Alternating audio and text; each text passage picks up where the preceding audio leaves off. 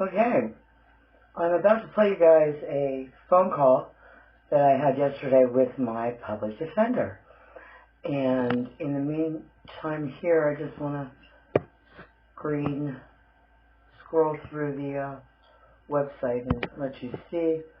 This is Antoinette Taliak. I think I'm saying that right. The mission of the Public Defender's Office is to vigorously protect and defend the rights of indigent clients as guaranteed by the Sixth Amendment to the United States Constitution. Our goal is to provide full and fair legal representation with respect and compassion for all. Whether we are public defenders, paralegals, investigators, support staff, or social workers, we are all warriors against social injustice and inequality. We work hard and advocate for people in order to restore and affirm their human dignity and values, to vindicate their legal and human rights. And then we have the obligatory explainer. It is not meant to establish an attorney-client relationship. If you're seeking legal advice, contact an attorney. General information. Now, I did not know about this line. We're going to have to check that out. 600-5956. Now, I did have a conversation with one of the legal assistants, because that's who answers the phone, legal assistants. They are not just receptionists. I see the Clean Slate program. So if you're falsely arrested and are exonerated, the arrest will still show on your record, and you have to pay money to get that off of there. From what I understand, don't quote me, check it out for yourself. But, I bet if you ask the receptionist, they don't even know if the public defender's policy manual is online. So, I was always taught in the private sector to be familiar with our website, that you don't send people off to the website unless you know what you're talking about. So, I just suggested that the public defender's office get familiar with their website. That would be a good thing. But, this woman here, I have a call into. I left a message with Joy that I wanted to speak with this woman about the training that her legal secretaries, legal assistants are being given on the front desk, that they don't have to ID themselves, not even with an employee ID number. But we are perfectly entitled to have everyone's name in your office. You're all public employees.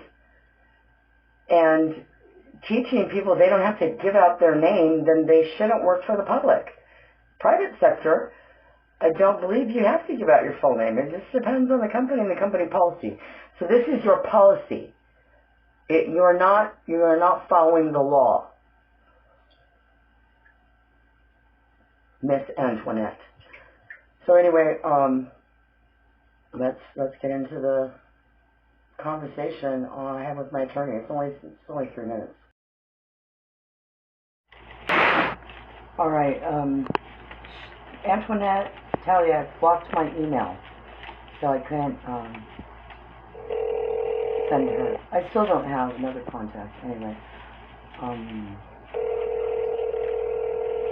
I just wanted to point that out, that Antoinette blocked my email, or I would have just sent her an email. Hello? I can barely hear you. Hello? Yeah, now I can hear you. Okay. I expected that, when did you get this stuff from Austin? That just blew me away. Like last week. It was about last week that they secured permission. Oh my God.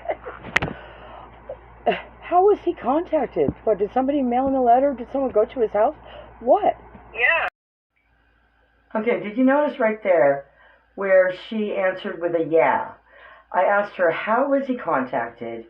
And she answered, yeah. That's my professional attorney. My investigator.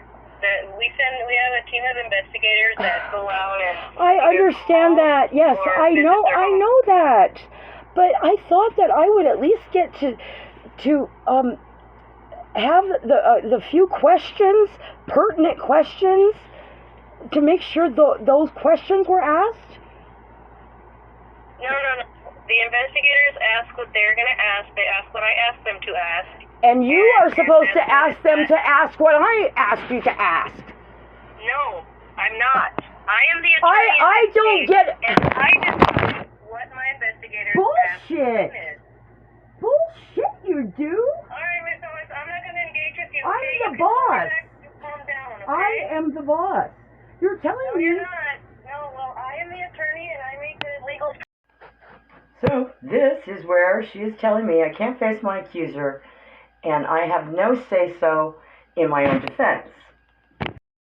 No, you don't. No, you. Ask the witnesses. No. Before they get to the stand, I thought that's what pretrial was about. That you're asking the types of questions. The pretrial.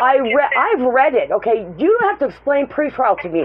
There is plenty of stuff I can read, and it says exactly what pretrial is. All right, Miss Owens, I don't know what you're I have already read it. I'm not going to engage with you. Right because now. you won't.